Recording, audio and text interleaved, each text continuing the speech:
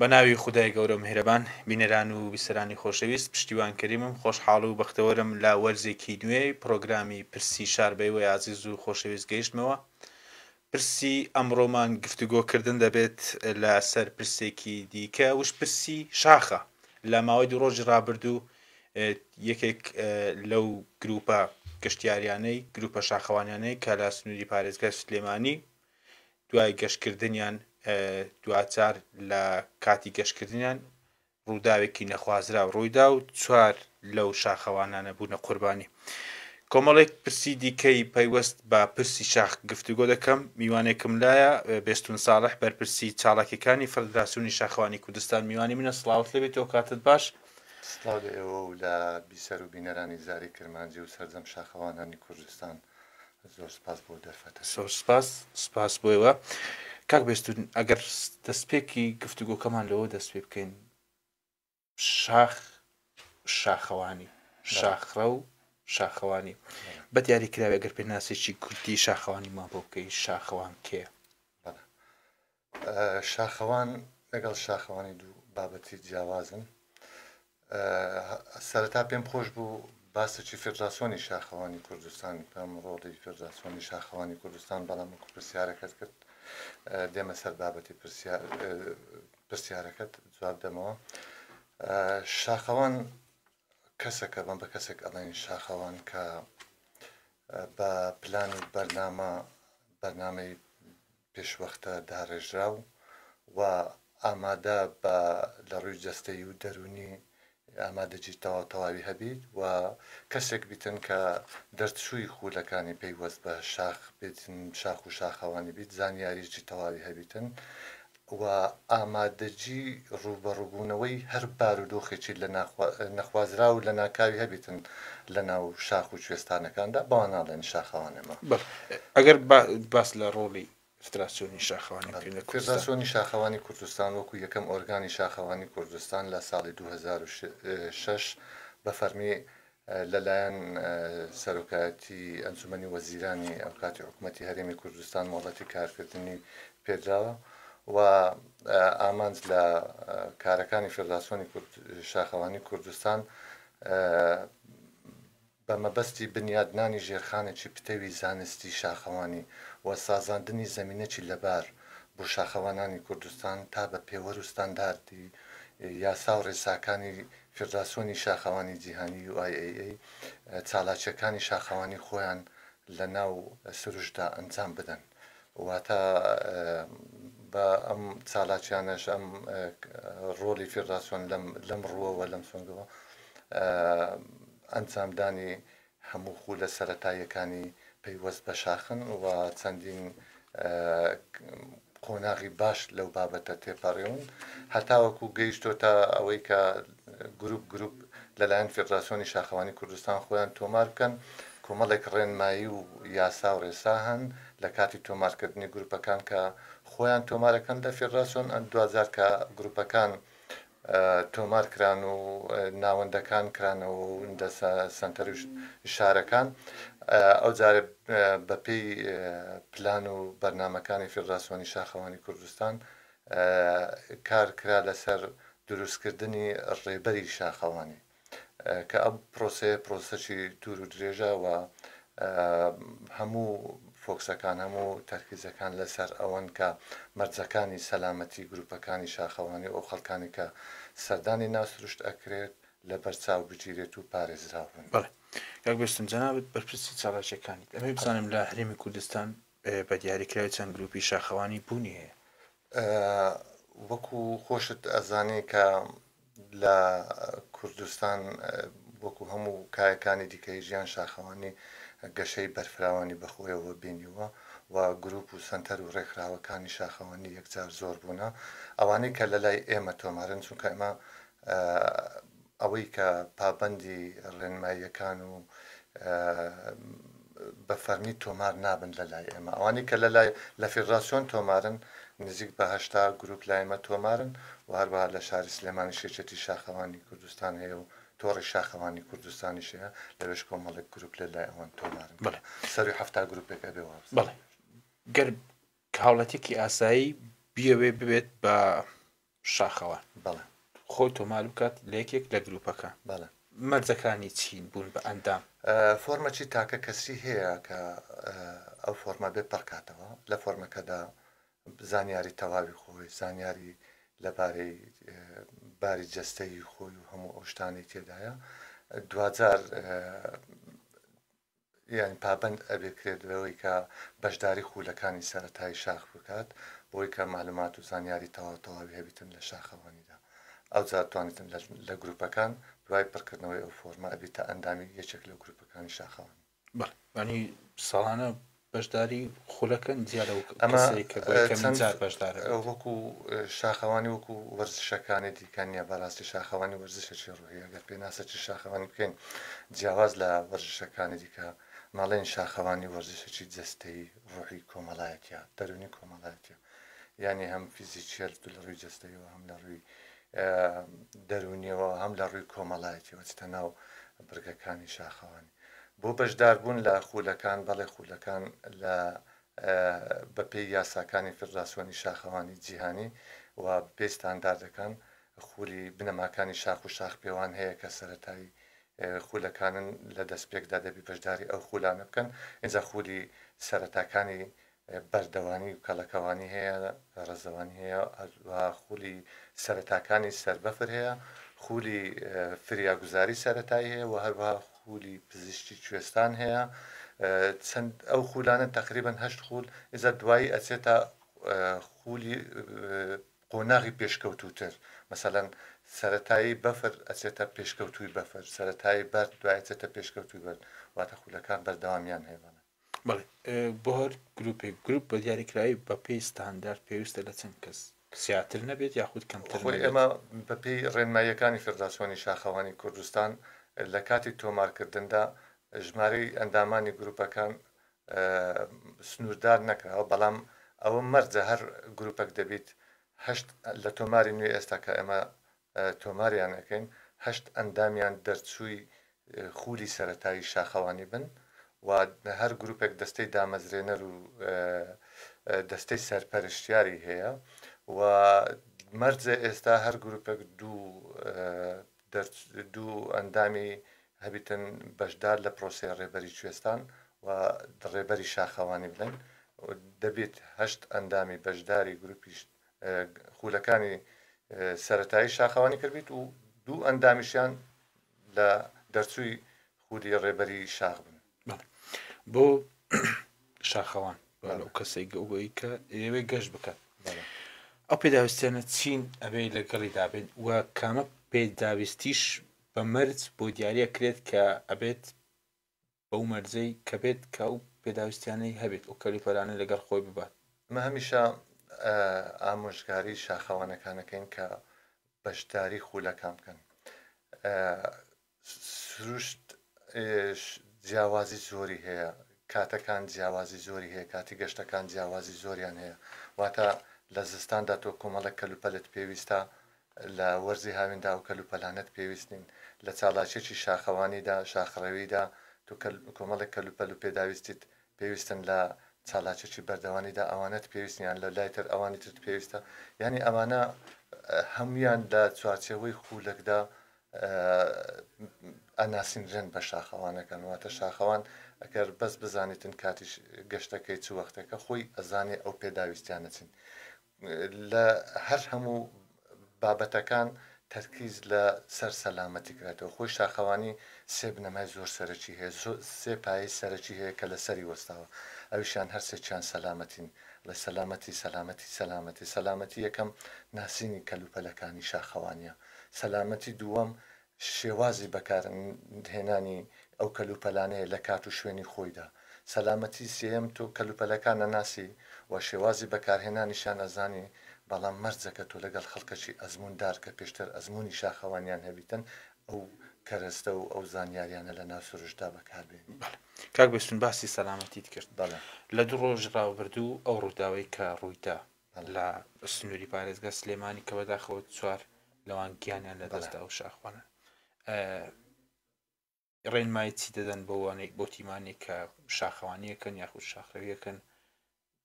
بۆ سەلامەتی خۆیان و تیمەکەیان ئەبێت لەم کاتی پاران و بەخۆڕ و بەفرا یاخود لە گوەرزەکان بە گۆڕانی کەشوهەوا پێویستە چی بکەن؟ بەڵێ من بە پێویستی زانم جارێکی دیکە لێرەوە دیسان پرسە و سەرە خۆشی خۆم ئاراستەی بنەماڵی کۆچ کردووان ئەو چوار هاوڕێ شاخەوانەمان بکەم لێرەوە جارێکی تر و هەروەها پرسە و سەرە خۆشی خۆم لە تەواوی شاخەوانانی کوردستان بکەم. بەڕاستی ئەمە کارە ساتێک بوو کە هەمومانی تاساند، هەموو شاخەوانەکان پێی تاسان و پێی نیگەران بوون. وەکو ڕوودا و بەڕاستی ئێمە چاوەڕێی ئەو پێشاتانەمان کردووە لە پێشووتردا لەبەرەوەی شاخەوانی بە شێوەزێکی بەرچاو گەشەی کردووە، ڕووی لە گەشە کردووە. هەڵبەت لەم گروپەنا لەم ڕێکخراوەنا بەڵام پێشبینی ئەوەمان کردبوو لەگەڵ گەشەکردنی ئەو زۆریەی کە هەیە لە کوردستان تووشی ڕووداوی وا ببینەوە. هەفتەی پێشووتر ئێمە چەند کۆبوونەوەیکی گرنگمان هەبوو لەگەڵ هاوڕێیانمان لە سلێمانی و هەوڵەکانمان زۆر چڕ کردوێتەوە بۆی کە هەرچی زووە بتوانین لەگەڵ حکوومەتیش لە هەوڵداین و چەندین کۆبوونەوە کراوە بۆی کە بتوانین ڕێکارەکان تونترکەین بگرینە بەر ئەلبەت هەمووی قسە لەسەر بابەتی سەلامەتی ئەکرێتن. بەداخەوە ئەم کارە ساتە لە ئەنجامی هەڵەیەکی غەڵەت بڕیارێکی غەڵەت سەری هەڵداوە و ئەم شوێنە من خۆم گەشتم بۆی کردووە ڕێڕەوی ئاسنینەوە تا پێڵەن ڤیافراتە دووەم پرۆژەیە لە کوردستان و لە عێراق لە ناوچەکە ئەنجامەرێ. یەکەم پرۆژە ئێمە لێرە لە سووران لە سنووری سۆران کە خۆم سەرپەرشتی و پرۆژەم کردو ئەنجامماندەوە. تەواوی مەرجەکانی سەلامەتی لەوێ لە بۆردێکا هەڵواسراون لە خاڵی دەستپێک، ینی بایی ئەوەی کە خەڵکێک ئەگەر شاخەوانیش نەبێتن بچێتە خاڵی دەستپێکی ئەو شوێنە ئەم سەر ئەم ڕێڕەوە تەنیا ڕێنماییەکان بخوێنێتەوە لەوێ سەلامەت ئەبێتن بەوەی کە گەشتی بۆ بکات یانەی کات. دەبەن بە هیچ شێوازێک ڕێگە پێدراو نییە لە کاتی نالەباری کەشوهەوا لەو دۆڵانە گەشت بکرێتن. خۆشت ئەزانی هەفتەی ڕابردوو ئەو مەوزەی کە ڕووی لە کوردستان کرد هەموو دەستگاکانی هۆشداریاندا هەموو میدیاکان ڕاگەیاندنەکان هۆشداری توندیاندا کە بە هیچ شێوازێک لە ماڵ نەچنە دەرەوە خۆیان بە دوور بگرن. بەڵام بەداخەوە ئەو بڕیارە لەوێ بڕیارێکی هەڵابوو ناکرا لەو شوێنە گەشت بکرێتن لەم ڕۆژەشدا لەو جەوەدا. هەرچەندەوەی کە من بیستمە چەند ڕۆژێک پێشی ئێستا بەداخەوە پیاوێکی بە تەمەنی بە ساڵات چوو لەم ناوچەیە لە شاخ بوون بووە کە بە مەبەستی گژوجیا کۆکردنەوە چۆتە ئەو شوێنە. شاخەوانەکان لە هەوڵی چڕدان بەوەی کە ئەو پیاوە بدۆزنەوە. لە کاتی چێوماڵکردن و گەڕان بە دوای ئەو ونبووەدا ئەم گروپیان بینیوەوەی کە من زانیومە لەوێ دیسان تەکلیفیان لێکردون کە ئەم گەشتە کانسەڵکان نەچنەوە. ئیتر لەوێ وەکو من بیستمە ئەڵێن کەوان بڕیانیان داوە بچن بۆ گەشتەکە شوێنەکە کۆمەڵێک مەرجی سەلامەتی توندی تێدا تۆ کەلوپەلی سەلامەتی پێویستت لەوێ پێویستە. ئەوانە لە ڕووی تەکنیکەوە کێشیان نەبووە، لە ڕووی کەلوپەل و پێداویستی تەکنیکیەوە کێشیان نەبووە. کێشەی ئەمانە نالەباری کەشوهەوا بووە لە دۆڵێکەوە کە ئەو گەشتەکەن ئەو دۆڵە لە ئەگەری بە ئەرامبارین ئەگەری سەرهەڵدانی لافا و هەر لە هەزەک لە ئارادایە کە لەو گەڵێ بەرتەسکەش لافاوەکە هەستا بە هیچ شێوازێک دەرچوون لێی مەحاڵە بەداخەوە کارە ساتە ڕوویدا کە نەبار ڕوودات. بابینەوە سەر شاخەکانی هەرێمی کوردستان بەرزترین لووتکە چییە لە هەرێمی کوردستان بەپێی کە جیۆلۆجی سەلمێنراوە کە بەرزترین شاخی هەرێمی کوردستان کە بوونی هەیە ئێوە جیا لەو بەرزترین شاخی هەرێمی کوردستان تەواوی شاخەکانی دیکە بە هەرێمی کوردستان و شار و شارۆچەکانی دیکە گەشتان بۆی کردووە و بۆ پرسی چوون بۆ وڵاتانی دیکەش لەگەڵ تیمەکانی وڵاتانی دیکە ئەمە هەنجیتان هەیە لەگەڵ دەوڵەتانی دیکە بۆەوەی کە شاخەوانی کورد لە دەوڵەتێک یاخود لە وڵاتێکی دیکە گەشتی شاخەوانی ئەنجام ئەمە هەر لە سەرەتاوە بە وەکو باسم کرد بە مەبەستی برەودان بەڕوتی شاخەوانی کوردستان و ناساندنی ئەم کەلتورە لە ناو کوردستان و بە هەمان شێوە ناساندنی کورد لە ڕێشاخەوانیەوە بەجیهان دەستمان بە پرۆسەیەکی دوور و درێژ کردووە. ئەمە قۆناغ بە قۆناغ ئەبێت لەگەڵی بچێ پێش ناکرێت تۆ لە مەرحەلەی یەکەمەوە بچێ قۆناغێکی زۆر پێشکەوتوتر. ئێمە بە پلانی پێشوەختە داڕێژرا و گەشتەکانمان لەگەڵ گروپەکانی کە سەرەتا گروپەکانمان ڕێخستووە لە چوارچەوەی گروپ اینجا دوایی هاتوین بەشداری خول و زانستەکانمان شێر کردووە لەگەڵیان اینجا دوایی لە هەموو ئەو شاخانەی کوردستان ئێمە گەشتەکانمان بۆی کردو لەگەڵ گەشتەکانیشدا هەنگاوی پراکتیکی بۆ پڕزانستکردنی گروپەکان و شاخەوانانی کوردستانراوە لە چوارچەوەی کوردستان چینە دەرەوە هەوڵماندا گروپمان تەشکیل کرد بۆ چیاکانی دەرەوەی کوردستان بۆ ئارڕاد چیای ئاگری داخ کە دووەم بەرزترین لووتکەیە لە ڕۆژهەڵاتی ناوەڕاست ڕۆیشتون بۆ چیای دەماوەند گروپەکانمان ڕۆیشتون زۆرترین گروپی شاخەوانی چۆتە لووتکەی دەماوەند کە بەرزترین لووتکەیە لە ڕۆژهەڵاتی ناوەڕاست سەرەتا لە ڕێی ڕێبەرانی ئێرانی و تورکەوە بیانیەکان بڵین گروپەکان توانرا سوود لەو ڕێبەرانە وەربگرن دواتر ئەوەندە پەرەمان بەو بابەتەیدا وای لە هات ئێستا گروپەکان بە خۆیان ئەتوانن خۆیان ڕێبەری خۆیان بکەن بۆ ئەوانە لەو سنوورەش دەرباز بن ڕۆیشتین چوینە وڵاتی جۆرجیا چوینە لووتکەی کازبێک یەکێکە لە لووتکە تەکنیکیە سەختەکان کە بە گروپ لەلایەن فێدراسیۆنی شاخەوانی کوردستانەوە شاخەوانی بۆ نانراوە وەتوانراوە لەوێش سەرکەوتنی باش بەدەست بێنن بگەنە ئەم لووتکەیە و هەمان شێوە چوونەتە زنجیرە چیاکانی هێمالیا تاوان ئەمانە لە ئاستی 6هزارین کە من باسییانەکەم خوتم ئەمانەوێت بە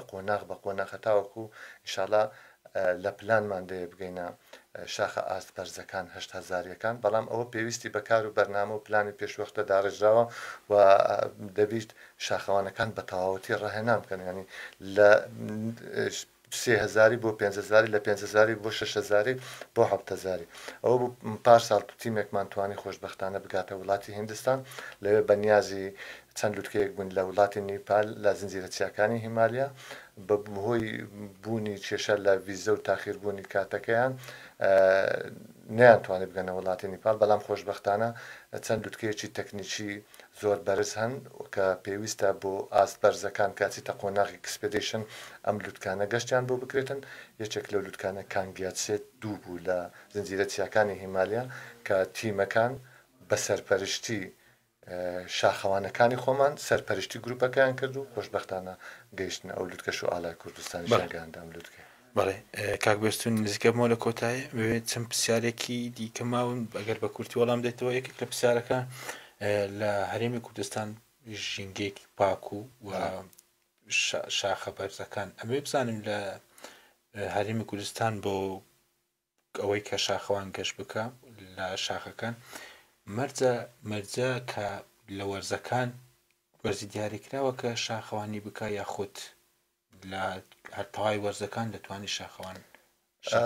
وەکو سەرەتا باسم لە بنەماکانی شاخ کرد لە بنەماکانی شاخ کە تۆ داخلی دەوراتەکان ئەبی زانستەکان وەرەگری هەر وەرزە و تایبەتمەندی و کات و شوێنی خۆی هەیە یعنی تۆ چیە قۆناغی پێشکەوتۆ چیە قۆناغی کەشناسی کوێستان یعنی هەواشناسی کوێستان مەرجە تۆ هەموو ئەو گەشتانەی کە گەشت ئەو شوێنانی کە گەشتیان بۆ کرێتن بەرنامە پێشوەخت بەرنامەی بۆ دانرێتن گروپەکان لە نێو خۆیان کۆبوونەوەکان گروپەکان لە ناو خۆیان بارودۆخەکان هەڵەسەنجێنن ئەو جا دوای یانەمە لە کاتی گەشتکردنا سێ گروپ سێ کۆبوونەوەکە کۆبوونەوەی پێشگەشت کۆبوونەوەی ناوگەشت ئەجا دواییشت کە گەڕانەوە کۆبوونەوەی دوای گەشتیشەیە هەموو بارودۆخەکان هەڵسەنگاندنیان لۆ ئەکرێتن و هەموو گروپێکیش مەرجە ینی لە داهاتوودا بۆ خۆیان زۆر گرنگە تەقویمی ساڵیان هەبیتن مەسەڵەن ساڵانە بە پێی وەرز و کاتەکان شوێنی گەشتەکانی خۆیان دیاری بکەن پێویست ناکە هەر هەفتە و دانیشتن بڕیار لەسەر شوێنێک بدەن کە لە زستان لە کاتی بەفرە بڕیاری گەشت هەڵگۆڕ دەدەن ئەوان خۆیان ئەزانن کە پێویستە کاچی بکەن لە کات ئللا لە کاتی کەشوبوونی گۆڕانی کەش و هەوا لە کاتی نەگونجانی کەش و هەوا لە کۆبوونەوەکانی پێشوەختە ئەتوانن گەشتەکانیان کانسڵکەنیان چونکە ڕێنمایی تەواو لە خولەکان ئەدرێتن لەسەر گەشتەکان بڵێ بۆ گەشتکردن و خەرجی گەشت لە چین لە ناوخۆ هەرێمی کوردستان بێت بۆ وڵاتانی دیکەوە بێت تا چەند هاوکاری و هەماهەنگی ئێوەن لەلایەن حکوومەتەوە بە دیاریکراوی و ئەمەوە پرسیارش هەر مامۆسومی و پرسیارەوە گرێ بدەم درێژترین گەشت چەند ماوە بووە کە تیمەکانی ئێوە کە ئەنجامیاندا و گروپەکانی ئێوە لە سەبارەت بە پرسیاری یەکەم شاخەوانەکان هەمیان لەسەر ئەرک و حسابی خۆیان گەشتەکانیان ئەنجامەدەن بەڕاستی ئێمە ڕەنگە لە داهاتوودا بۆ ئەکسپدیشن بۆ گەشتە سەختەکان پێویستمان بە پاڵپشتێکی دارایی بەهێز بێتن پاڵپشتی تیمێکی بەهێزی شاخەوانی بکەین کە ناوی شاخەوانی کوردستان بە نائاستێکی تر پرسیاری دووەمیشت پەیوەست بەوەی کە ئەو شاخەوانانەی کە بڵێم کە لە وڵاتیشی دیکە بۆ وڵاتانی دیکە دەچن کە دەبێت ئەو خەرجێش دەست ئەوخواانە بەڵێ هیچ هاوکاریەک ناکرێت کە وەکو هاوکاری لێرە تیمەک لە سۆران کە ڕۆیشتن بۆ ئەوە لەلایەن سەرپەرشتیاری ئیداری سەربەخۆی سۆران بە مەبلەغێک هاوکاری کراون بەڵام بەس ئەو تیمە ئەگەن ئەوان بۆ درێژترین ماوەش ئەگەر بزانین ماوە درێژترین ماوە پەیوەندی بەو گەشتانەوە هەیە کە لە دەرەوە جاریوە هەیە تۆ مەسەڵەن بە ئامانجی گەشتکردن بۆ لوتکەیە کەچی نزیکی لوتکەکە ئەبی دوجار کەش و هەوا ڕێت پێ نادا شاخ ڕێت پێ نادا شاخ یاسا و ڕێسای خۆی هەیە ئەبێ پابندی یاساکانی شاخبی ئەگەر ناسزاکانی شاخ زۆر قورسن ئەگەر پابندیان نەبی جاری وایە تۆ نزیکە بیەوە لە لوتکە مەجبوری لەوێ بڕیاری گەڕانەوە بدەیت چاوەڕێکەکەی دوو ڕۆژی تر ڕەنگە ینی ئێستا لە گەشتەی کە کراوە بۆ کانگیاتسێ نزیک لوتکە جارێکی تر گەڕاونەتەوەکەم نزیک 70 ساعت بە پێ ڕۆشتن بەڵێ کاک بستون کۆتاییم بە بەرنامەکات هاوکارانم ئاماژە بەوەکەم کات نەمەوە ئەمێ بزانم جەنابەت دوایین پەیامی خۆت وەک ڕاهێنەروی ڕێبەری شاخەوانی و بەرپرسی چالاکیەکانی فدراسیۆنی شاخەوانی هەرێمی کوردستان پەیامت چییە بۆ شاخەوانان و ئەندامانی کە لە گروپەکە من داوا لە هەموو شاخەوانانی کوردستانەکەم ئەوانی کە بەشداری دەورەکانی شاخەوانیان کردو پابندی ڕێنماییەکانی شاخەوانی بن پابندی یاساکانی یاساکانی شاخەوانی بگرن ڕێز لە یاساکان بگرن و سەلامەتی خۆیان و هاوڕەکانی خۆیان لە بەرچاو بگرن و پەیامێکیشم بۆ هەموو لایەنی پەیوەندیدار بەڕاستی شاخەوانی چالاکیێکی ڕوحیە وەکو ڕێکخراوەکانی دیکە و سەنتەرەکانی دیکەی پەرەپێدانی مروی و ئەوانە نێت تەواو جیاوازە یعنی حتمما ئەبێت شاخەوانی لەلایەن لایەنی تەخەسوسیەوە چاودێری بکرێتن بۆەوەی کە سەلامەتی تەواو لە بەرچاو بژێر خۆشبەختانە لە ئێستادا لەگەڵ جەنابی وەزیری ناوخۆ و حکوومەتی هەرێمی کوردستان لێژنەیەک پێکێنراوە بۆ ئەم پرسە و خەریکە چەند کۆبوونەوەی چشکراوە ئەو لێژنە خەریکی ڕایکردنی کارەکانی خۆەتی بۆ هیوایە کە لە داهاتوودا ئەو بابەتە گرنگی تەواوی پێ بدێت وەکو بە ئاماژەم پێدا شاخەوانی لە گەشتکردنێکی بەرفراوانە ئەبێ بارودۆخەکان هەڵسەنگاندنیان بۆ بکرێت لەلایەن خەڵکی متخصص بەو کارێ و بڕیاری بەجێش بدرێتن زۆر سپاس کاک بێستون ساڵح ڕاهێنەر و ڕێبەری شاخەوانی و هاوکات بەرپرسی چالاکیەکانی فدراسیۆنی شاخەوانی کوردستان بەڵێ بینەران و بیسەرانی پرۆگرامی پرسی شار بەم شێوە هاتینە کۆتایی پرۆگرام و تاکو و پرۆگرامێکی دیکە و پرسێشی دیکە بەخوای گەورەتان دەسپێرم خواتان لەگەڵ زۆر سپاس سپاس بەش